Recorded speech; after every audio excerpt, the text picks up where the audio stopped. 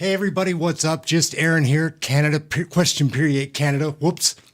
I haven't screwed one of those up in a while. It's been a bit, but I'll do it again. My name's Aaron. This is Question Period Canada, and we've got an interesting piece that we're going to be doing tonight live. We're going to be reviewing some streeters that that Cpac puts out, and it should be really exciting. Like, it was suggested to me by a friend, Rhonda, to do some streeters, which is something that I had been trying to do, but it's tough to get people to talk out on the street.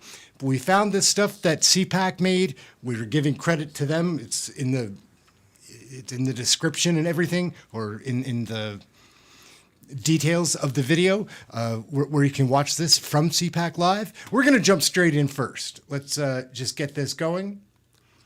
And here we go.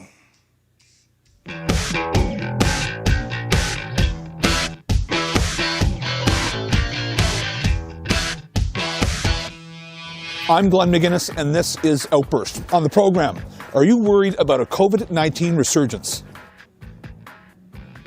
So it does worry me. I've got young children. You know, I got vaccinated a few times, and no, it's not really a concern. And it seems like everybody's let their guard down, which I guess I'm one of them also. So in the back of my mind, obviously there's always worry that something's going to come back. But first, the federal Liberal government's classification of single-use plastics like straws, bags, or food containers as a toxic substance has been overturned by the federal court, citing the classification was too broad, unreasonable, and unconstitutional, and that the government overstepped their boundaries by doing so. Are you worried about microplastics in Canada? Just curious. Materials were harmful, and the federal government is looking to appeal this court decision. So, we took this question to Canadians. Should single-use plastics be classified as a toxic substance? Sounds pretty woke to me. Yes. Microplastics are bad for us, and they're showing up in our bloodstream, and single-use plastics are bad for the environment. And I believe that there are alternatives that can be used in place of many single-use plastics, such as paper. Yes. Well, because the breakdown, anything that is going to the landfill is going to eventually break down and go into the soil and go into the system, just like anything going through a water system. It's all going to end up underground and eventually, and absolutely, plastics are toxic. Yeah. I think it should be a toxin because it pollutes the environment and takes years for it to biodegrade naturally. Like, it will take decades or even hundreds of years for it to naturally biodegrade. But otherwise, until they can really find a remedy that is renewable, I think it's kind of difficult at the moment. I guess I feel it doesn't make any sense to me right now because you can't buy cutlery, but you can still buy plastic cups. And and most of your grocery items come in plastic, and it's everywhere. So I don't think they're ever going to get away from it. So maybe they need to look at more environmental studies or figure out a better way to make plastic more reusable or less harmful to our environment, rather than making it a toxic substance. Because when I hear toxic, I think it's really bad. And I guess maybe I'm flawed. I don't think plastic's that bad. We use it. So, yeah.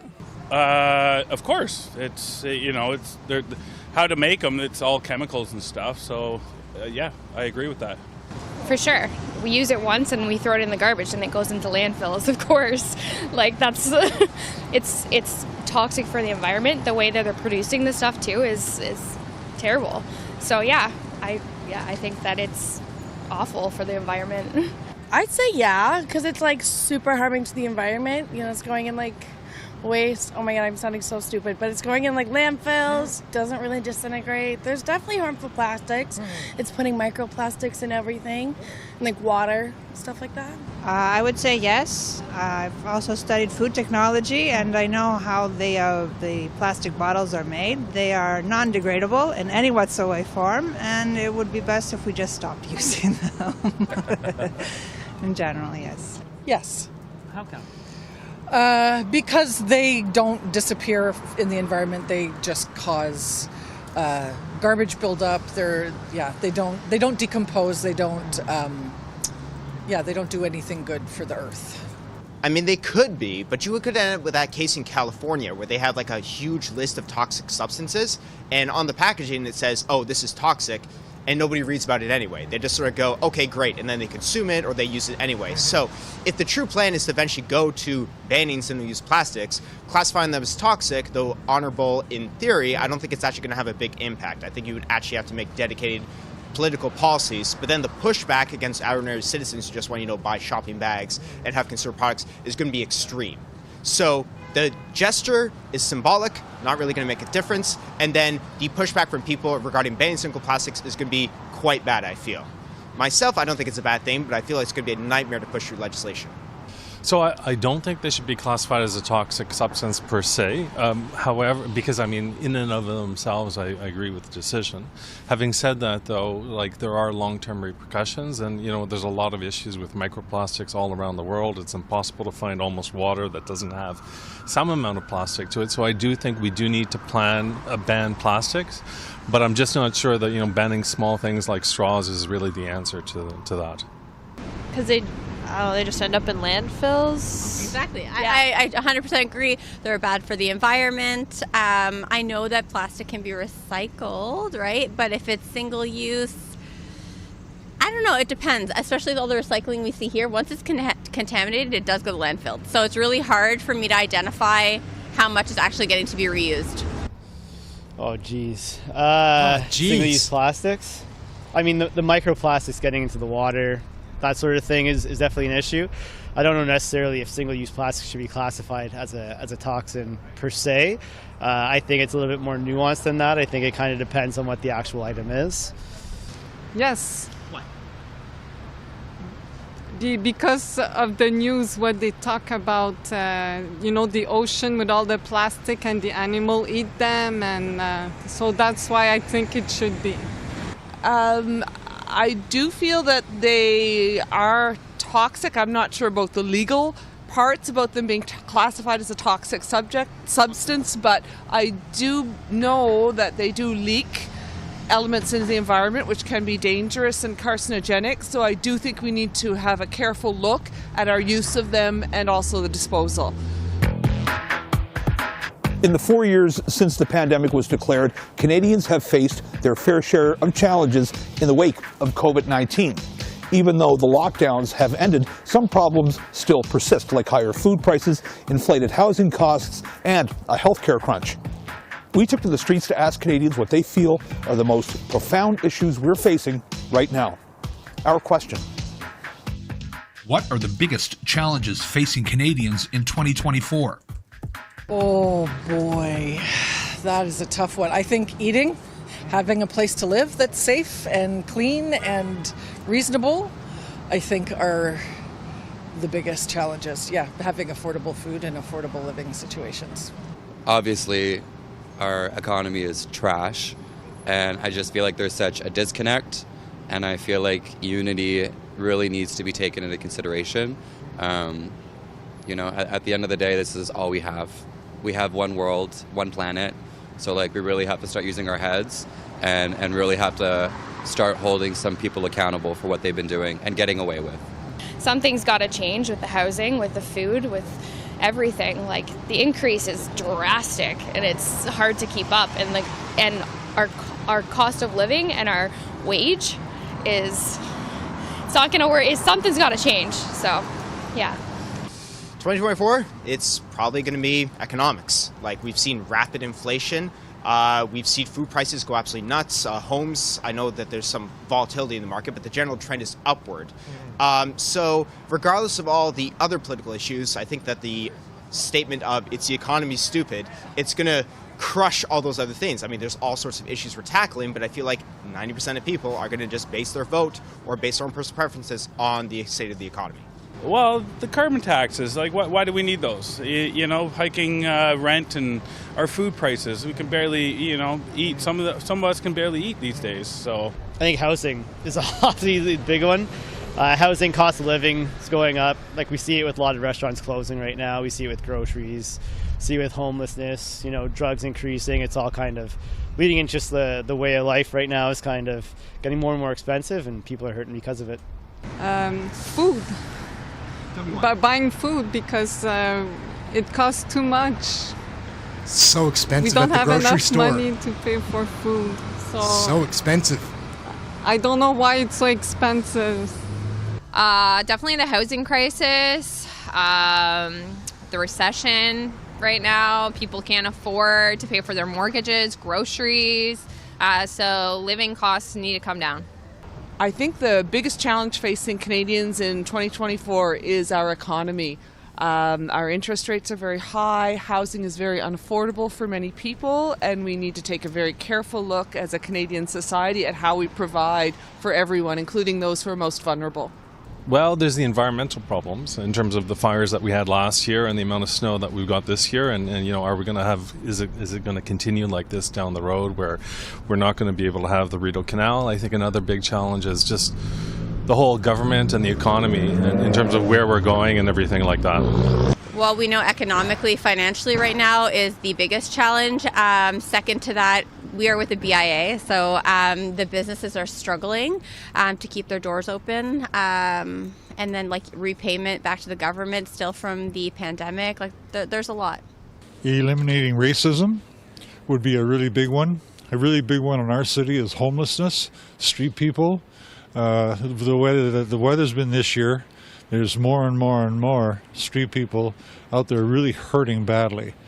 Well, the economy. Like my children may never have a house. They'll be, if they do, their grandchildren will be willed the mortgage. So it's going to be owning your own property. Again, the economy, not having the finances for even basic things.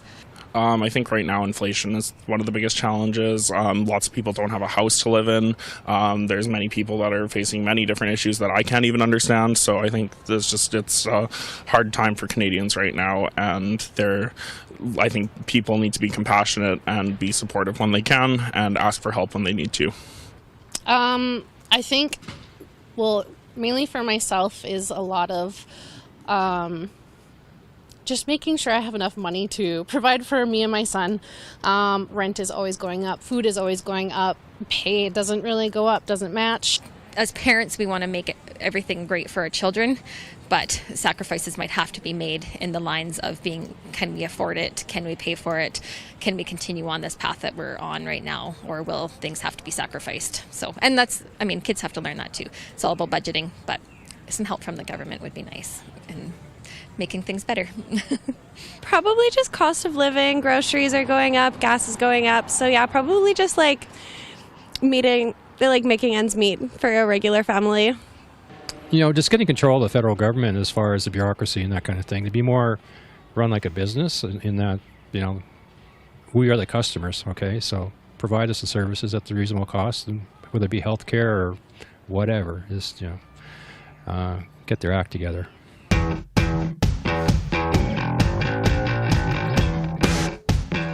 Who did Kim Campbell succeed as Prime Minister in 1993? Joe Clark, John Turner, or Brian Mulroney? Brian Mulroney.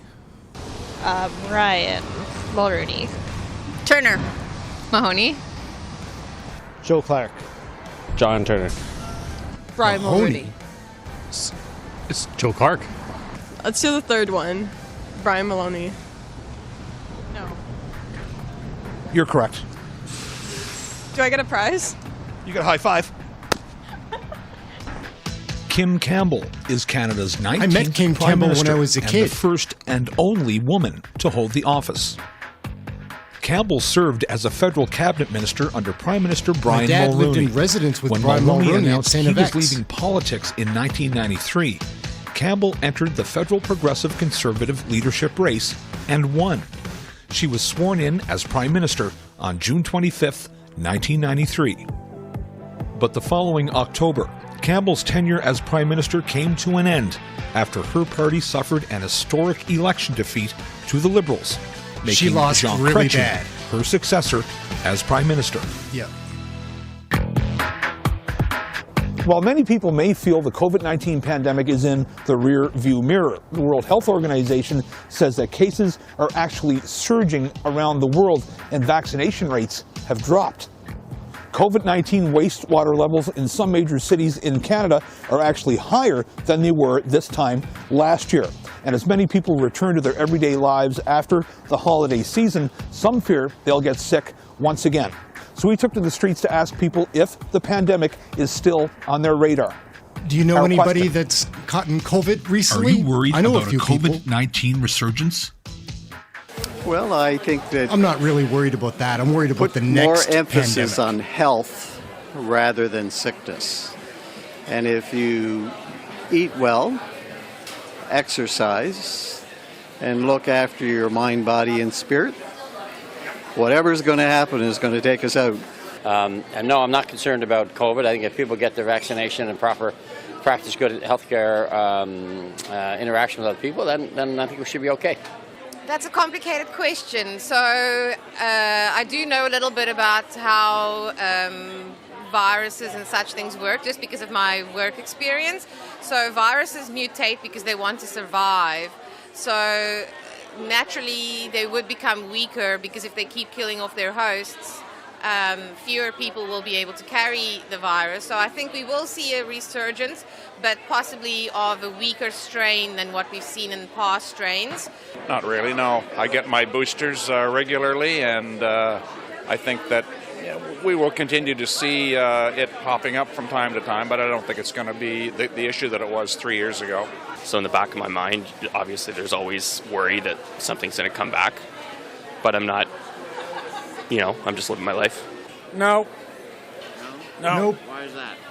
Well, I never got it myself. I, got vaccinated a few times, and no, it's not really a concern. I'd like to say I'm to the point where we're just wandering around trying to enjoy life, but it's in the back of my mind all the time, especially because I have some elderly parents and some folks in my, circle who have some other health issues, and it's always something I'm cautious about. In regards to COVID, I would suggest not. Basically, with the amount of the vaccinations and the people that have gotten vaccinated, I think at this point that the COVID virus as being an overall catastrophe to the economy and to the community is past. There will be some lighter variations of that might accumulate to be in a light cold or a little bit of a flu, Great but mustache. not the severe impact that we had early on. I'm not sure, to be honest. I think it's possible it could be a resurgence, but I don't know. I mean, I think a lot of people have several vaccinations, so I think if there's an issue, we'll be less likely to be super affected. I am worried about a resurgence. I don't think we're seeing the same level of people dying from COVID, but we are seeing people getting really sick, and it's still spreading, so I am quite worried about that. I'm worried about it because a lot of people don't take it serious. And when you look on the medical side of it, it's been increasing.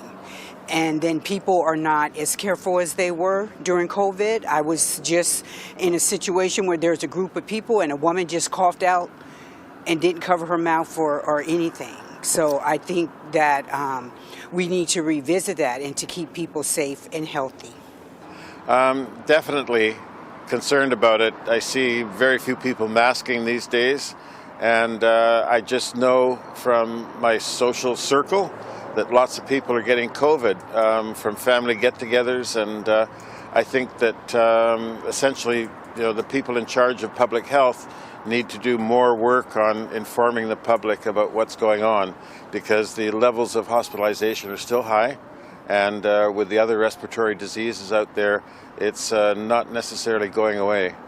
I have a feeling it may come back again, but in a different form. So I do have some reservations about how people are handling it right similar now. To her. And it seems like everybody's let their guard down, which I guess I'm one of them also. But not wearing masks, but I think that if it does come back again, at least we have the tools this time around to probably deal with it. I'm a little worried about a COVID resurgence. I think there's less people getting vaccinated than used to get vaccinated. It wasn't that long ago that people were vaccinated for TB and different things like that. And, you know, people have generally good health, and I think sometimes they take that for granted. So it does worry me. I've got young children, so we're all vaccinated, and I hope people are getting vaccinated. At the end of the day, though, it is people's choice. I think one of the things that everybody's got to realize is I don't think the threat of COVID is over, and I don't think the threat of another resurgence is, you know, that it may still come, and everybody should be worried about it because it doesn't seem to be as serious as it was when COVID first came out, but there's still a lot of health issues, and there's a lot of Canadians that are at risk. So, you know, I'd encourage people to think twice and try to do their part by getting the vaccine if they you know, believe that it's in their best interest.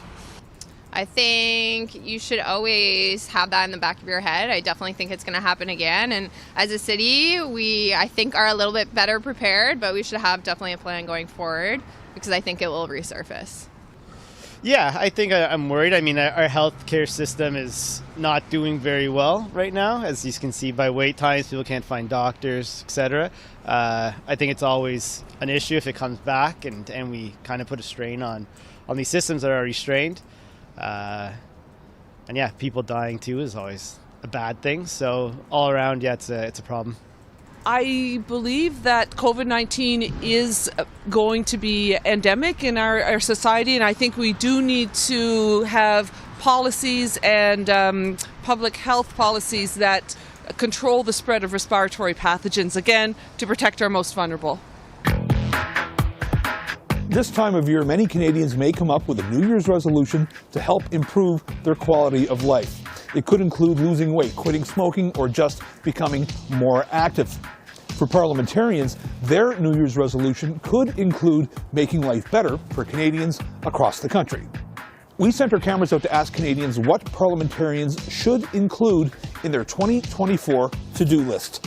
Our question: what should be Parliament's New Year's resolution?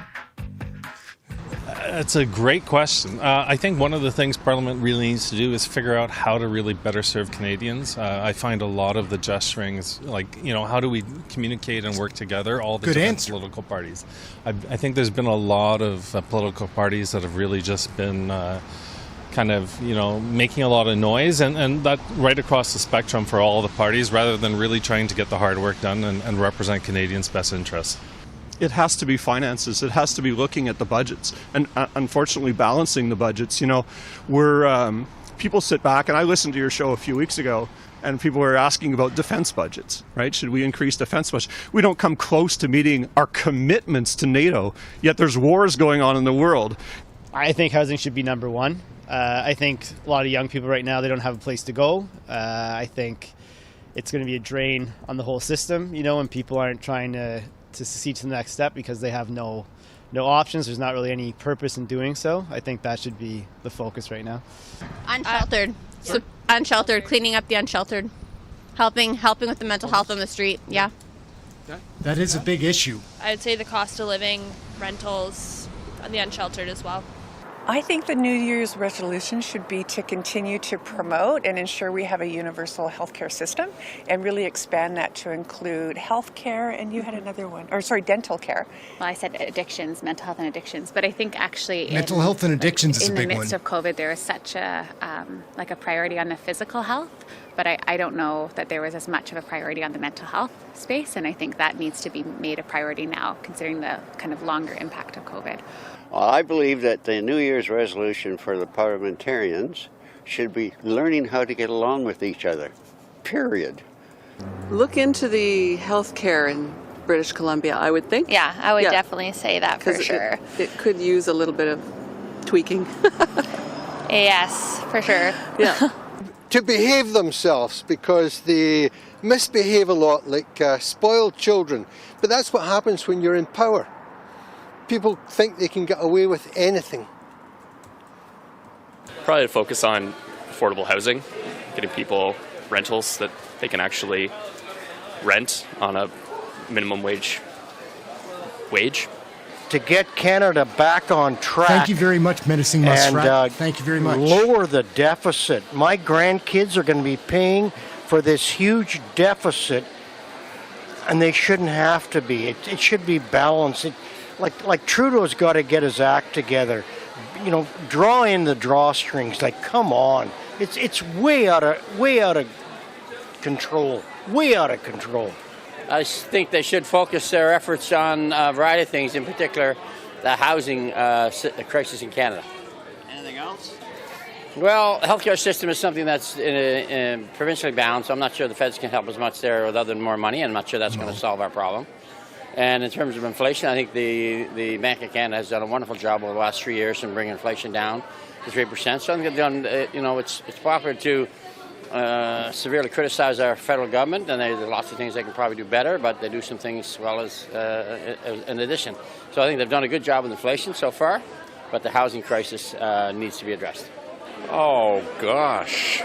There are so many. Where would I start? How about fiscal responsibility for a change? How about, some international aid for some of these conflicts around the world? I think that the economy is going to be challenged this year, so I think that they need to pay attention to some of the economic policy they have, and the list goes on and on. Ooh, that's a good one. I think, the government needs to tighten their belt a bit. I think this country needs a bit of austerity in what we spend, and we need to look at how we can cut back on costs without cutting back on social programs. So I think there's a lot of frivolous things that the government spends their money on that maybe we could rein in, so that the money we are spending goes, is better used on social programs for us here and for international aid and I think we need to maybe concentrate a little more on what we're spending it on and cut a little of the fat there. Stop handing out cash, which is going to stop the depreciation in our dollar and put people back to work. Nothing against immigrants, but we have all these people they're bringing in. We can't look after them. We don't have the health care for them. We don't have the housing for them.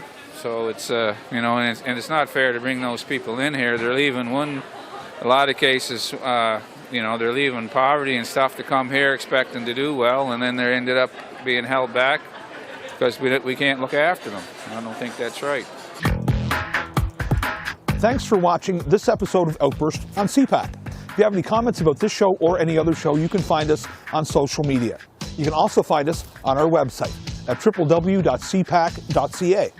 I'm Glenn McGuinness, and on behalf of my colleagues at the Cable Public Affairs Channel, thanks for watching. We'll see you next time. All right, guys. So that's pretty interesting, and it is pretty fun, and I do need to get out in the streets, as my friend Rhonda advised, and get some streeters of my own, because also on Cpac, they're answering the questions aren't driving hard enough, I don't find, and they get people that are so in the middle that their opinions are kind of soft, but it is still interesting for sure to see what they've got going on. This next piece that we're going to look at is completely in the other direction. And this is a report, a press conference, answering reporters' questions from some economists that are helping coach our Liberal cabinet, because the Liberal cabinet is on a 3-day retreat in Montreal. And my friend Mubu sent me this video today, and so we're going to take a peek at it, because how out of touch are these economists? I guess you don't need to be good at your job to be considered a high-level economist. So here we go. We'll jump right back in.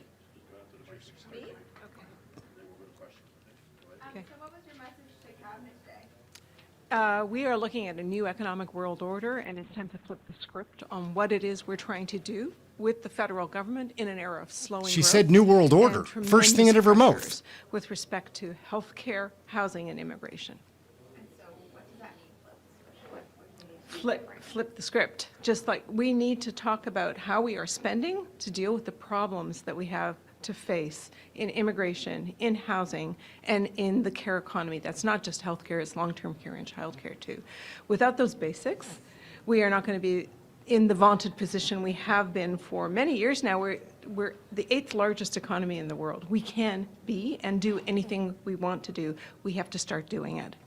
What's your sense of, there's been some talk about how the government doesn't have very much fiscal room left. The new fiscal guardrails and the Feds with the 1% cap on deficits coming in a couple of years. What's your sense of how they're grappling with that, and what do you think of that claim that there's not much more room to spend? I don't know how they're grappling with it. I think my recommendation would be is you have more room than most governments do in the world. We actually have more room than the United States does, and we have the best credit rating in the world, and we're one of a handful of countries that can sell our bonds anywhere. So again, we can do and be anything we want to be. What about the other side of the coin? I mean, you're talking about how we're spending the money that we have or the money we can borrow, but is there any talk today about economic growth, about industrial policy basically adding to the economy? 100%. There was a conversation about that, and the fact is that we need the basics of society, housing, food, care, to be dealt with before you build the superstructure of industrial growth, and that they are not paying enough attention to that, in my view. And the fact that, you know, we are dealing with it as if everybody's got a home and everybody's like doing fine, except we're worried about food prices. That is not the story. There are more 25 to 40-year-olds in this country than people over the age of 65, and they are struggling to keep a roof over their heads. This is not the version of Canada we thought we would be facing at this point. So what was the solution to that? What was the solution you proposed to that? I think we really do need to have governments invest in the basics, and also maybe call back some of our pension funds. One of the biggest stories this year in 2024 is the amount of dry powder that is out there. You'll remember Chrystia Freeland used the term dry powder in 2022. She wanted to keep the powder dry just in case we had a recession. We probably are going to have a recession in the first part of this year. We're probably in the middle of one right now, and it's going to get worse. But the term dry powder comes from private equity, and it is the amount of ready cash that is ready to spend. They're not borrowing from anybody. They got cash to burn. And it has reached $2.5 trillion.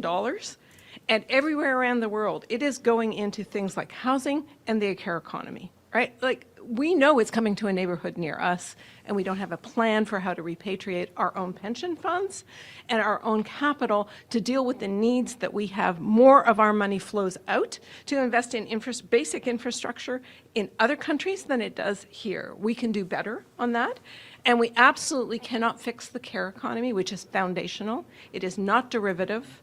It is not an afterthought. It is those people go to work so you can go to work.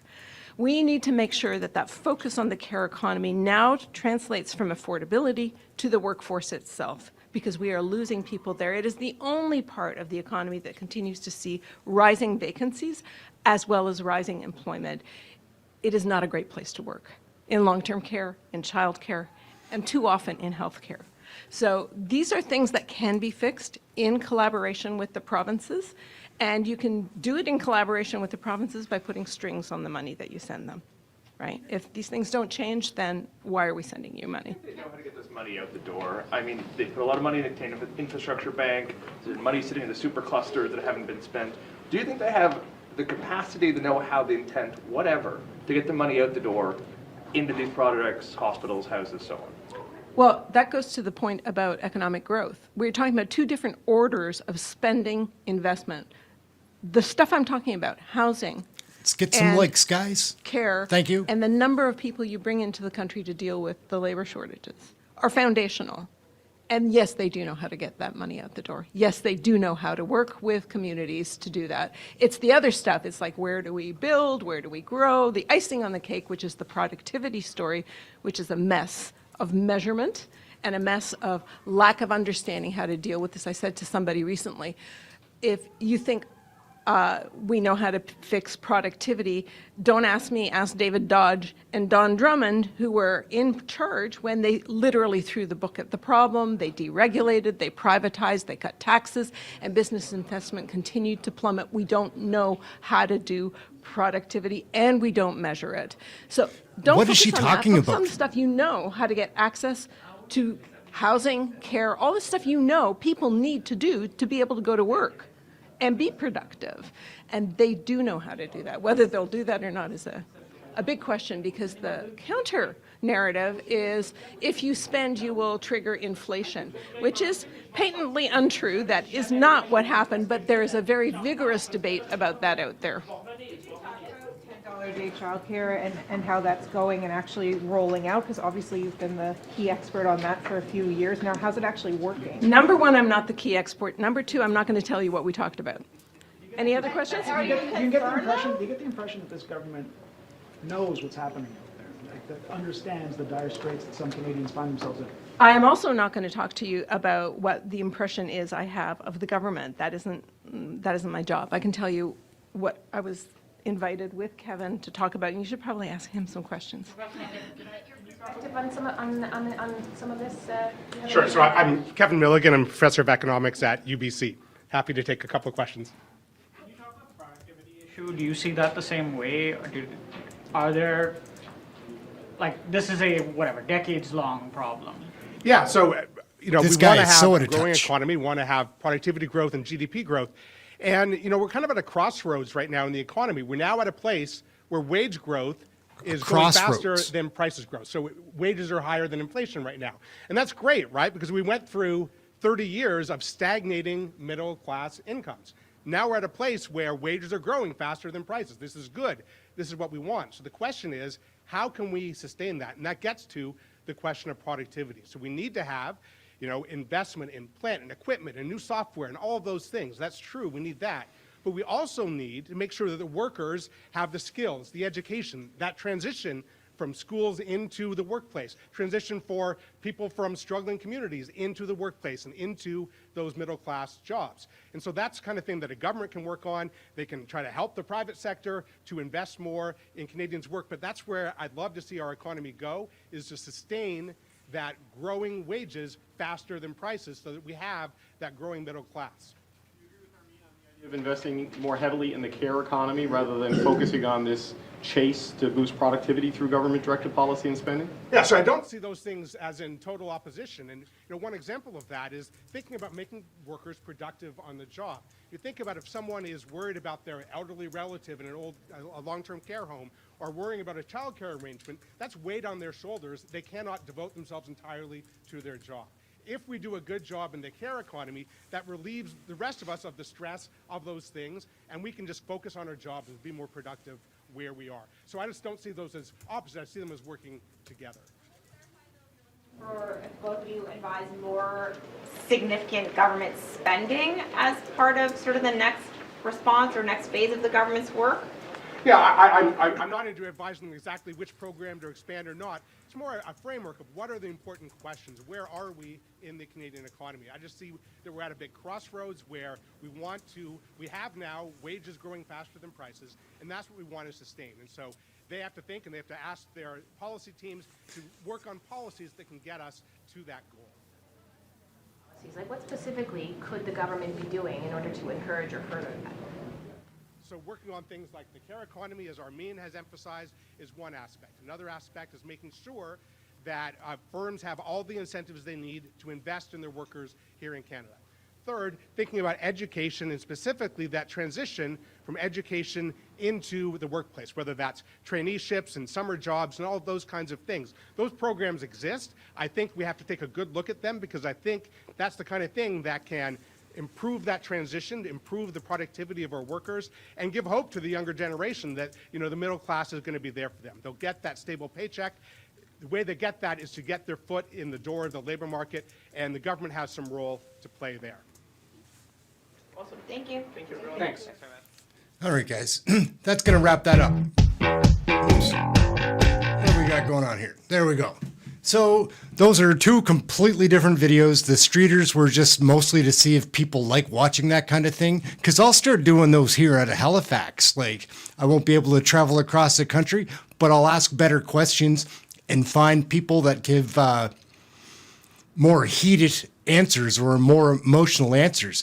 I might be taking my camera down to one of these homeless camps and see if we can find some people that speak with there about how they see the real issues. Like, instead of standing out in front of these expensive government buildings and busier parts of the cities, we'll go to the camps. I think that's something that we'll be trying. So we're going to wrap up this video for now. I agree with most people here that Trudeau has to go. I'm not a big conservative guy. I just know that that's the other option that we have in Canada now over the Liberals. Like federally, what are we going to do? We're not going to be going for the NDP. We'll see what they do. We're not going for the Bloc Québécois.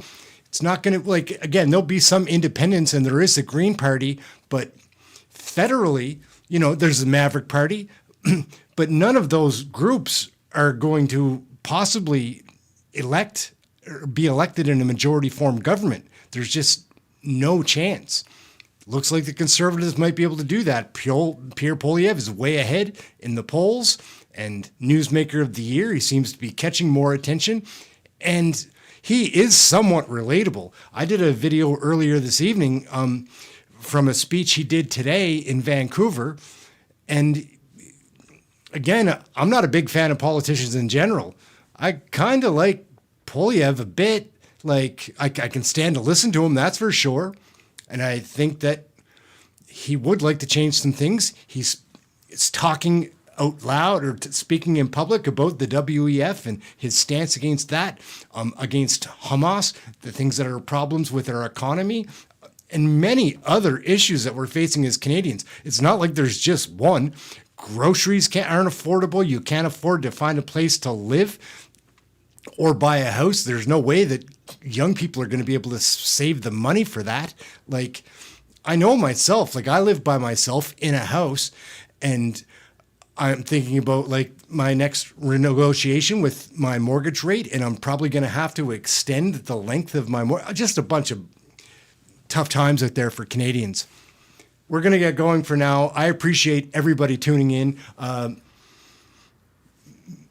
Menacing Muskrat, Mubu, Trevor, Charlene, Tanya, Tinfoil Hat, Betty Zoom, Christina. There's so many. Number one, Dad. I appreciate everybody tuning in, and I'm hoping that we're making good content. But let me know. You can drop it in the comments. You can send me an email. I'm easy to find, and I want to be found, and I want to hear what you have to say, like some ideas on things that we can do around here to make it a little more interesting for everybody. That's it. I'm Aaron. This is Question Period Canada. Thank you very much for watching. I hope that it's not too cold where you are in Canada tonight. The temperature's dropping here in Nova Scotia. The wind's picking up, so not a good sign. But try to have something healthy to eat. Remember to stay warm. We'll be back tomorrow with more videos. That's it. Like and subscribe. We'll check you tomorrow, guys. Thank you all so much for watching. Have a good night.